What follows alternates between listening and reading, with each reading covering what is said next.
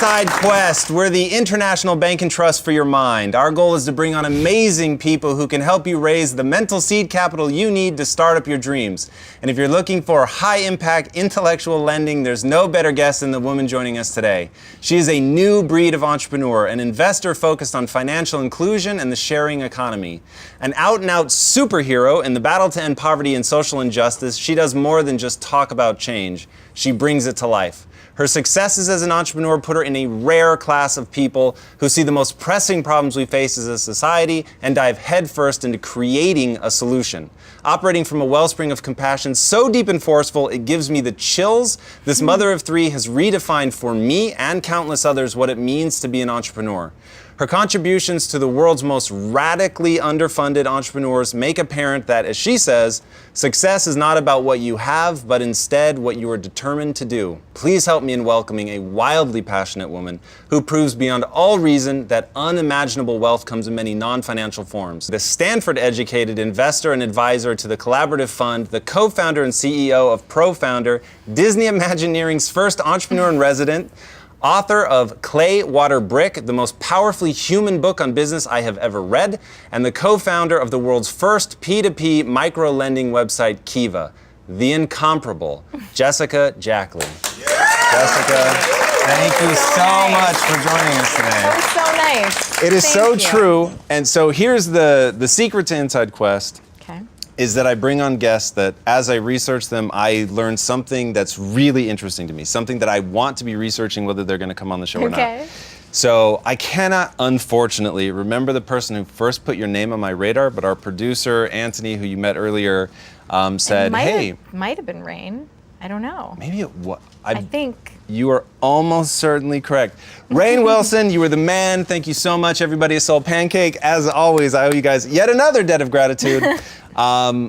So when Anthony brought you up, I was like, oh my God, that's the microfinancing woman. I have got to learn more about that. I'm absolutely intrigued. But what I didn't know, because I hadn't read your book yet, what I didn't know was how intrinsic it is to you as a person. And I've seen virtually every talk that you've given that's available online. Sorry. No, I love it. And the thing is, over and over and over, you see truly that wellspring of compassion that really did give me the chills. That's not just rhetoric, that's really how I felt watching your stuff. And I was like, whoa, somebody who, because I think, and this is actually what I hope you'll lead us in with, I had a very business-oriented internal definition of what an entrepreneur is, and abstracting it from the world of business was always a little awkward for me. But you really show how it can apply to virtually every aspect of life, being a parent, a business owner, or somebody who literally reaches into the earth to shape clay from what they find. How did you come to such a unique definition of entrepreneurship? Well, first, thanks for having me here. This is totally fun. Pleasure. I think it sometimes takes a while for us to understand in our own journeys what is unique and what's not, what's more common. And for my own in my own experiences, I sort of came to understanding myself as an entrepreneur, as a social entrepreneur, a little bit retroactively. And I guess, I wouldn't have known necessarily even just a few years ago that my definition or the definitions that I'm more drawn to about entrepreneurship are unique or that different than a lot of other folks. The way I like to look at the world, I believe that everybody has great potential.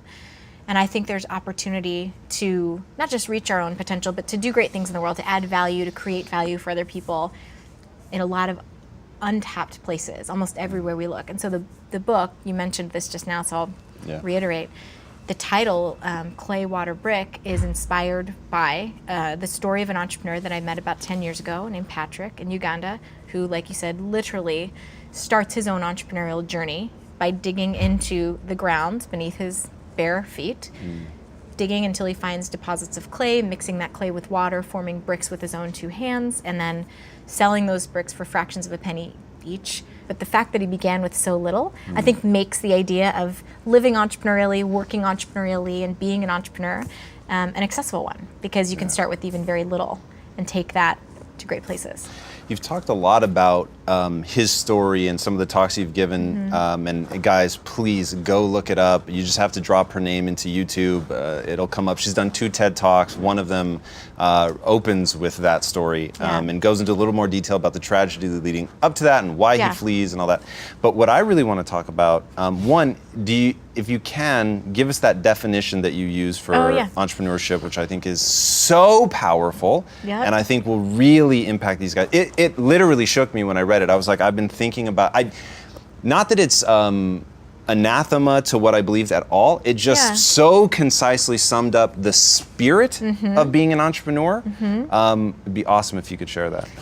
The definition that I talk about in the book and that I do like to cite and I like to bring up as the one that gets at the core for me is a definition by Howard Stevenson, a Harvard Business School professor.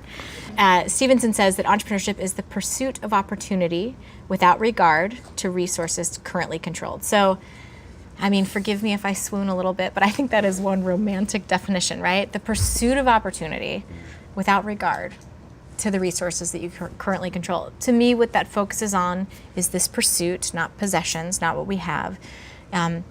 It's about moving forward, putting one foot in front of the other, finding that next step to keep going towards this vision that you have for the future and pursuing this opportunity to make the world better, to make something of value, regardless of what you have, what you don't have. And I like to take that definition a little bit further and say, not just regardless of resources, but regardless of failures in the past, regardless of what you think you might still not have that you should go achieve or become before you can pursue that dream. I mean, I think at any stage of our lives, there is always going to be a long list of things that we are not, things that we do not have. Either we don't have the right education, or we have, or we don't have enough education, or we have the wrong kind of experience, or not enough experience, or sometimes, and this is real, too much experience in one thing, because then we can't think in a fresh way about it. We're too young, we're too old. Look, there's always going to be a list. So regardless of all that stuff, you move forward. That is the entrepreneurial spirit to me. That's what I love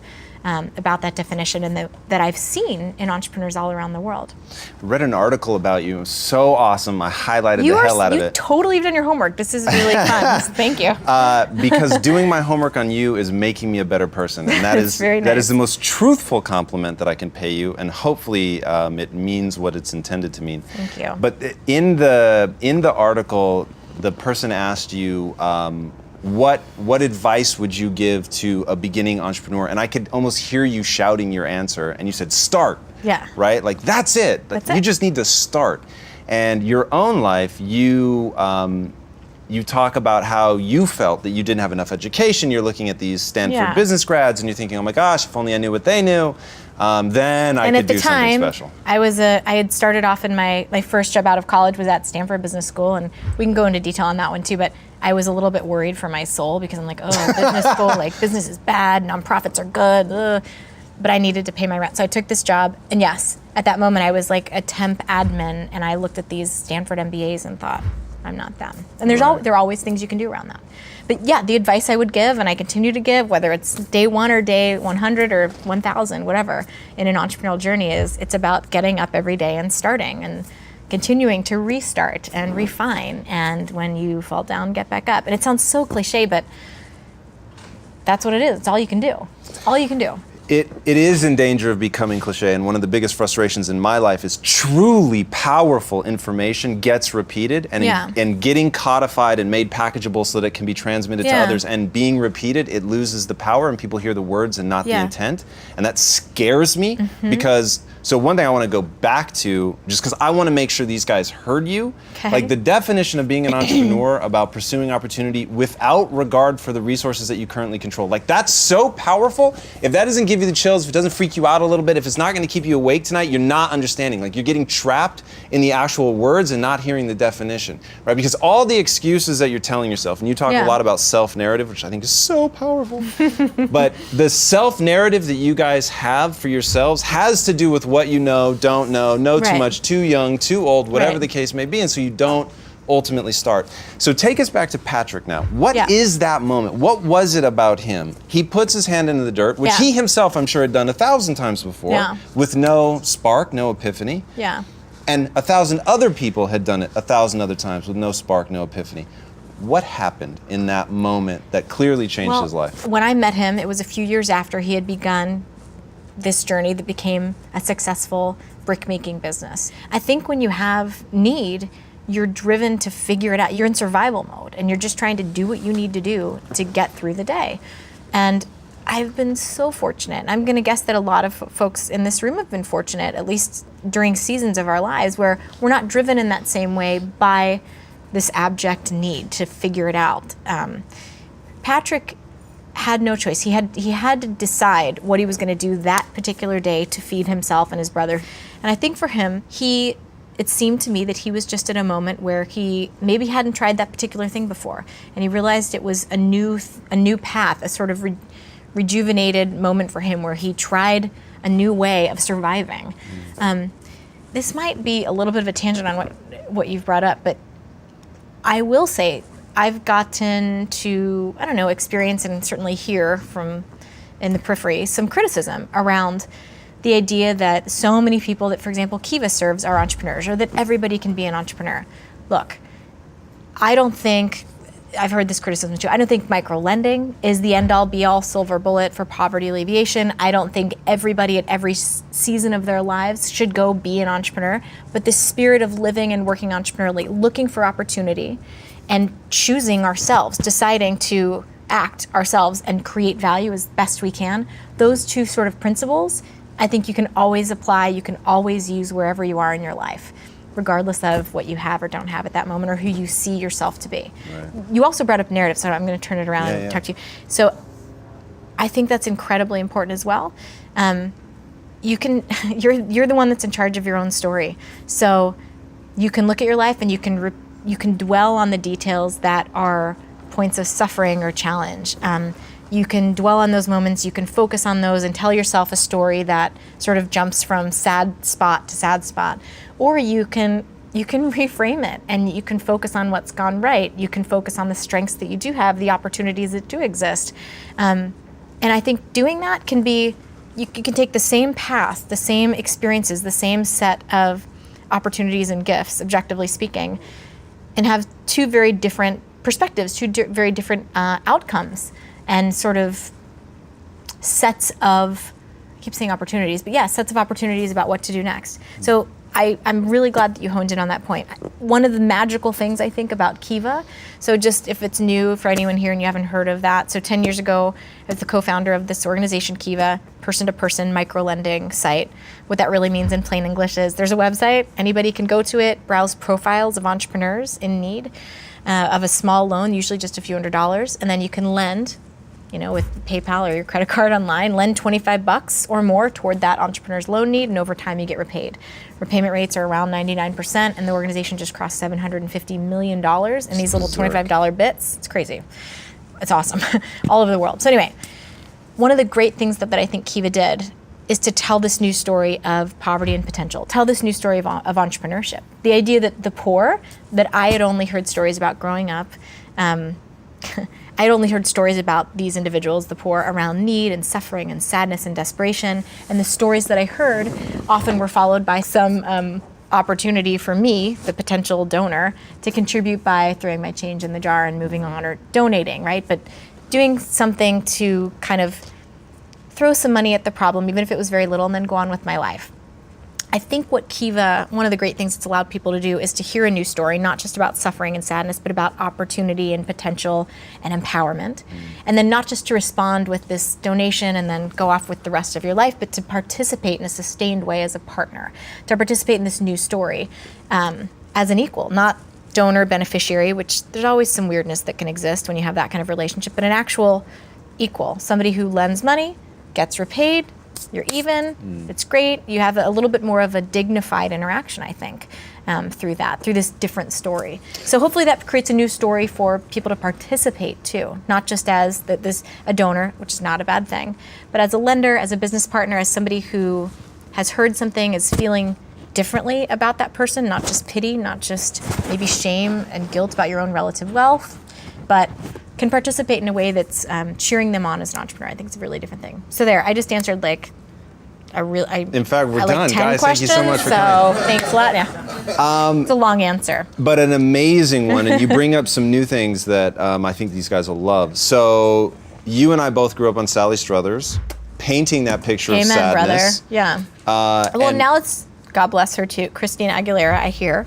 I haven't seen it, but apparently that's the new school infomercial. Yeah, I haven't seen it either. But it's describe, go. Yeah. You were going to describe it, right? I was going to read a quote of yours because yes, Oh. I mean, so you just see abject poverty and it looks very sad and very depressing. And so it's trying to get me in an emotional place where I want to give to make my own suffering go away. And you've talked really wonderfully about that it, unfortunately, because of the human psyche, it becomes this transactional moment where I'm trying to alleviate my own pain, right? Yeah. There's no ongoing involvement. I'm giving so that I can essentially forget about it, right? Yeah. So that I can see that and not feel like I haven't acted. Check it off. Like it's very Well said. transactional instead of Yes. relational. It's very it's discreet and achievable, which is great and sucks people in. But there's this weird mixed message about, look, often in my experience, I'll hear a super sad story or some overwhelming, like heartbreaking statistic. If you actually like hear the statistics and take them in and let them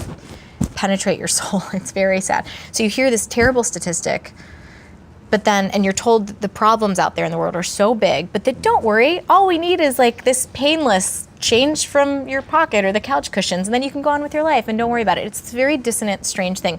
It's almost as if we don't really believe people will rise to the occasion. They don't really want or can accept a grander call to action. It's like this very strange thing. I also talk about in the book this campaign that I remember from years ago, just from an organization, and it really tapped into this bizarre relationship that's formed between donor and nonprofit and beneficiary somewhere out there in the world. But it basically said, it was this invitation to donate, and it said, give today and we promise we'll never bother you again. Yeah. And it was like, wait a minute, what? Like, do you need me or not? And if you do, I mean, are you telling me that on one hand it's this big honor and this wonderful opportunity to, like, again, rise to the occasion, to be important in someone else's life, Right. but at the same time we know we're really being annoying and like you don't really want to hear from us anymore, so we'll buy you out. It was just so strange. What's interesting, so I've read about that study in an economics book, Yes. and they talk about, I mean, so look, hey, they're just trying to figure out psychological principles, Kinda fair worked. enough, right? But it worked, and that's Creepy. It's distressing. It is It's distressing. really distressing, but it honestly, it only becomes distressing when you realize that there is an alternative story, Yeah. right? Which brings me to that Yes. quote. So this is from you.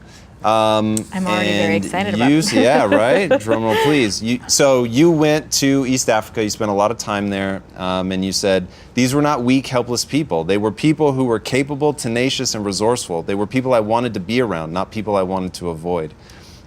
And then one of the biggest pieces of advice that you give to people, if you want to help somebody, go be with them. Yeah. Right? Like, don't try to lob money from here to East Africa and hope that everything works out well. Like, Yeah. you need to go there. It needs to be people that you know and understand. Yeah. And I thought that was really powerful. That if what you're really trying to do is connect, and I mean, obviously that goes out to you, to anybody that wants to donate or loan or whatever the case Yeah. may be to really help, is, for me at least, and this is just me, this is just the way my mind works, to be connected to their humanity, to see in them a person of capability, to see that same entrepreneurial Yeah. spirit that I see in somebody that comes to work here that has such a similar background to mine, but to be able to see that, and you talk about, oh, I'm gonna remember her name, she was the banana woman. Oh, that's okay. Constance was bananas. That's all right. Constance, the banana farmer. You said you looked in her eyes and you saw a level of confidence, even a little Yeah. bit of arrogance, and you loved it, I think was awesome. the exact quote. Right. What was it about that connection that resonated? I would meet a lot of women who were not confident, who didn't make eye contact. They sort of hung their heads a little bit and would speak very quietly, wouldn't necessarily even shake my hand. So to meet somebody that was just, hey, I'm here, I'm loud, I'm in charge, was very refreshing, and I was very drawn to that. And I genuinely believe that part of why she was like that was this experience she had, being given this chance to receive a little bit of capital and to do something that she could have ownership over, and that she could contribute in a different way to her life, to her family, to lifting other people around her up. Her story, the banana person, taught me about this sense of mission. She had decided that she wanted to sell bananas, and like everyone wanted to sell bananas, but she had decided that was going to be her thing. She sort of fought for that role and kind of got some agreement with her neighbors to have them let her do that, and they could specialize in other things. And so she told me that she was like, I am the bananas. And there's part of it was, a little bit lost in translation, a little bit broken English kind of thing. But the way she said, I am the bananas, it was her identity. She had such a clear sense of who she was and who she wasn't, what she wanted to go do in the world. And I loved that. And it was it's very motivating for me to think back to her story and think about the success that she had because she was so focused and committed to that. That's a great story. And you have another story. It's two stories, but you compare them, and you compare them so powerfully.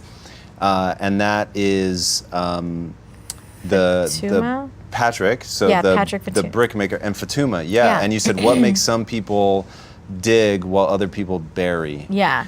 What? Well, I should say the Fatuma story then, yeah, right? Please. While almost all of the entrepreneur stories that I tell are motivating, and I pull some lesson out of them, Fatuma's was a little bit of a sobering warning for me that I put at the end of the book, because when I met her, 700-800 miles-ish due south of where I'd met Patrick 10 years ago. So she lived in Tanzania, Patrick was in Uganda, Kenya-Uganda border. Fatuma, and by the way, I was meeting all these entrepreneurs, interviewing them, trying to understand how $100 that they had received from a nonprofit I was working with, not Kiva, another one before that, called Village Enterprise, great group. I was interviewing them to see had they gotten the money, how did it impact their lives, just to kind of check in and do a standard of living and impact survey. Anyway, I meet Fatuma, she pulls me into her home, and she's super proud of her business, shows me everything that she's done, shows me her records that she kept in this little blue book. And according to her records, she was just like making money hand over fist and was, relatively speaking, and was doing really well. But she lived in a very meager way. She had this mud home, mud floors, very little that I could see in her one room, home. And she had tattered clothes, her shoes were falling off her feet. She was gaunt. She just didn't look well. And so I asked her more about her business. And finally, I said, okay, Fatuma, it seems like you're doing really well. Where are the profits from your business? What are you reinvesting them? Like, if so, in what? It was a charcoal business. And she said, she looked at me and she said, okay, well, my profits. And then she tiptoed over to the other side of her very small hut and pounded the floor and next to the mattress where she slept, and she said, my profits are in the World Bank, ha ha ha, and started to crack up. She had literally buried money in the dirt floor, and that's where her profits were, and she called it the World Bank, which was kind of awesome. I thought it was good, because you're doing like poverty impact surveys. You don't get to joke around all the time about stuff, so it was nice comic relief, but she buried this amazing resource that she had. It's crazy. And at some point sort of called it quits, I think, in her mind and in her heart, and said, okay, it's been enough. I don't want to keep growing. I don't want to keep pushing.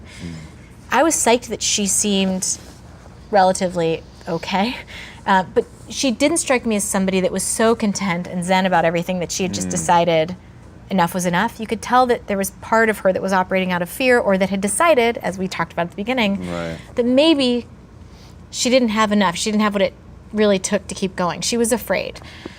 I like to contrast those two stories, Patrick's and Fatuma's, because yes, Patrick dug and out of almost nothing, created something really amazing, created a business. And Fatuma was doing well in her business, but then buried her treasures. And so I've asked the question since that moment, gosh, what does make some people dig and some people bury? Why these opposite attitudes? And I think it has to do with entrepreneurship, this definition we've talked about, knowing that you can keep moving forward even if, fill in the blank. But I also think it has to do in this very fundamental way about hope and about being able to have a vision for the future and to believe in that vision, to have a strong enough sort of faith muscle or imagination muscle or belief muscle, whatever that is, that you can imagine this new future and believe so much that it's possible that you keep going, even when it's hard, even if, right? you talk a lot about finding your voice, and you say that that's something that's really important to you, and that I think you use that as a recalibration method, where it's like you'll frequently sort of ask yourself, so did I. It really resonated with me, you know, that you have to not get lost in the stuff that you're learning. You've got to figure out, okay, which of this is meaningful to me. I won't say useful, because I'm sure a lot of it would be useful, but we can go useful, what's meaningful, where's my voice, what's my unique contribution to this problem, this business, this whatever. So the question becomes, how do people find that voice? And you've talked about sort of groping in the dark for passion and shaping it, and it was actually one of the most eloquent and visceral talks about how somebody can discover and shape their passion at the same time, all in the dark. Because here's the thing, the number one question I get asked, and you have to understand, I see a lot of people, I interview tons and tons of people, not in this setting, like job interviews. Thousands.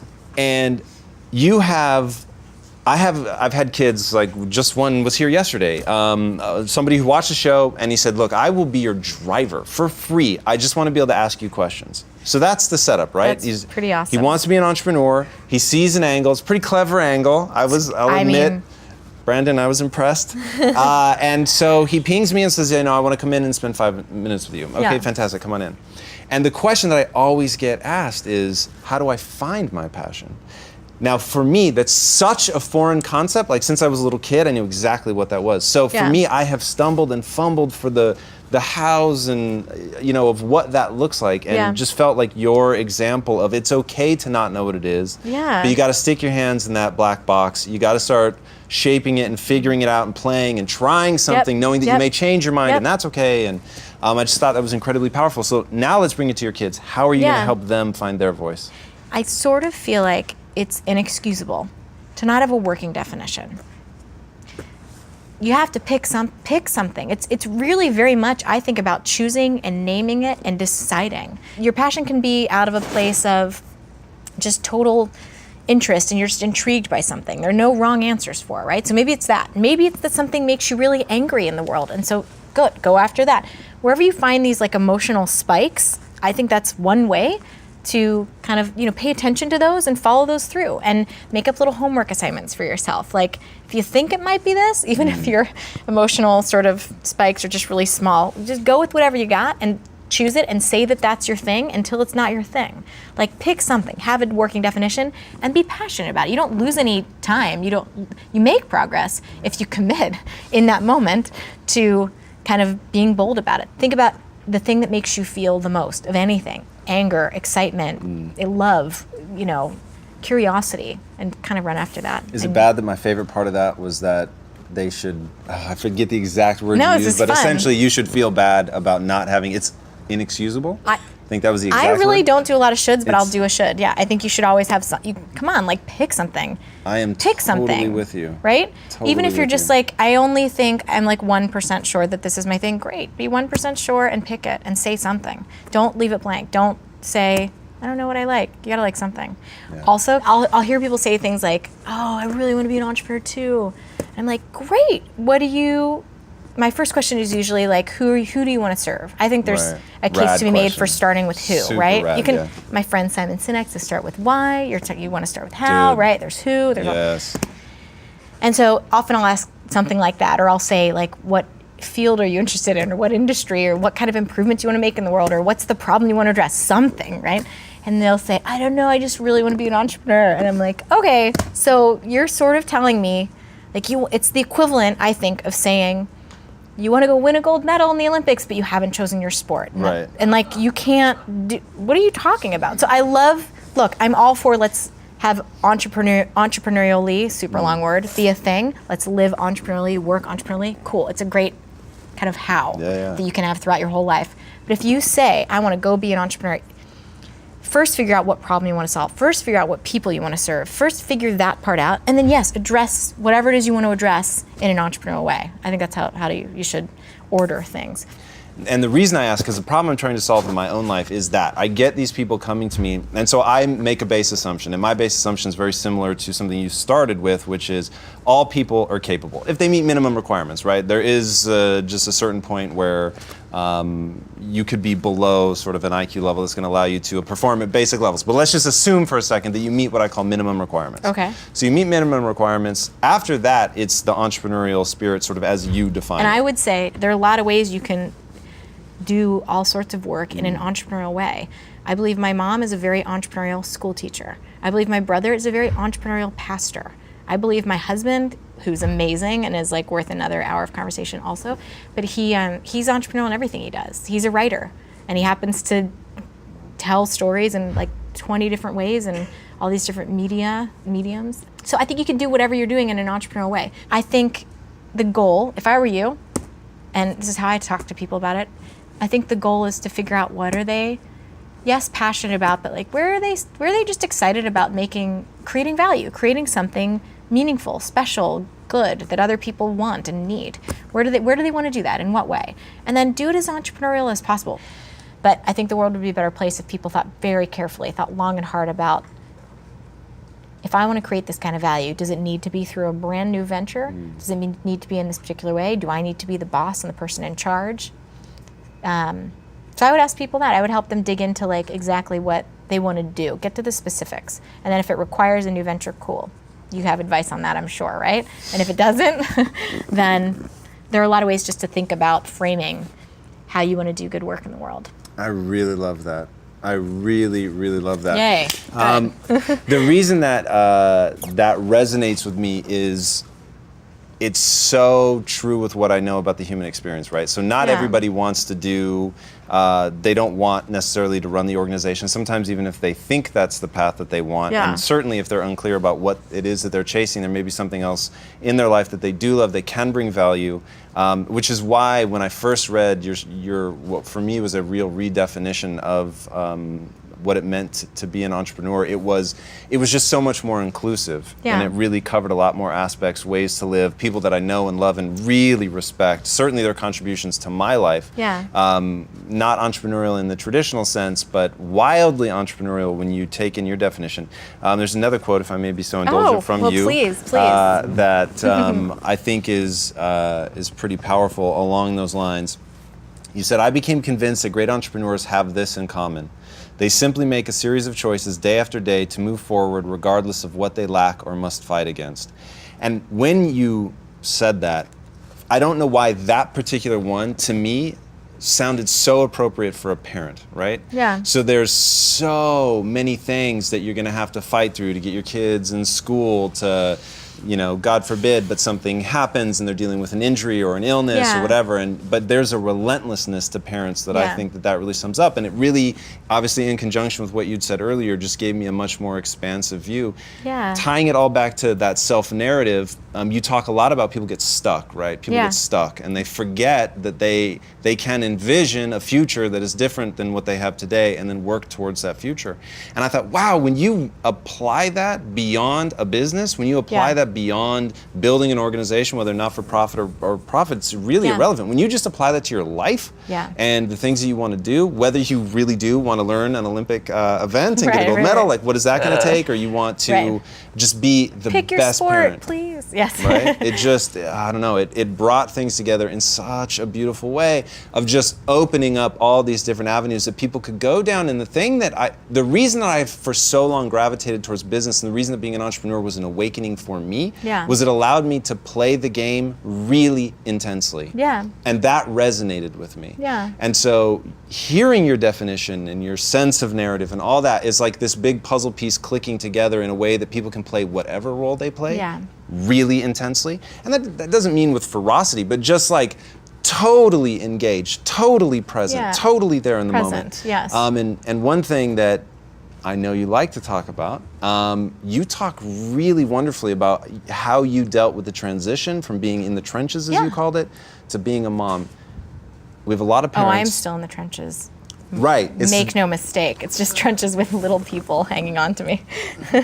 Walk them through that, because it's really powerful. Oh, you mean sort of the transition from co-founder into other things. So yeah, you said like I felt a little guilty. I was no longer out there fighting for these people in poverty, trying to help them, and here I was. Yeah, I mean, look, I very quickly, I looked around over the last 4 years, and there are 3 tiny people that I'm responsible for, along with my wonderful husband.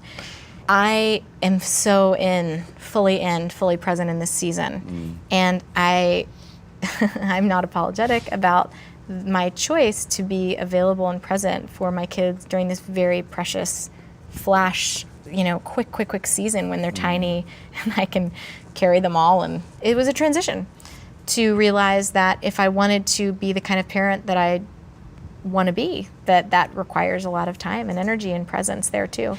But I still know that I know who I am. I still have an identity that's strong in this area of my life because I have this overarching thing, and I can kind of see the ebbs and flows and embrace them and be cool with them as they come and go, and have confidence along the way that I'm still who I am. I still believe what I believe. I still value and prioritize in my work certain things.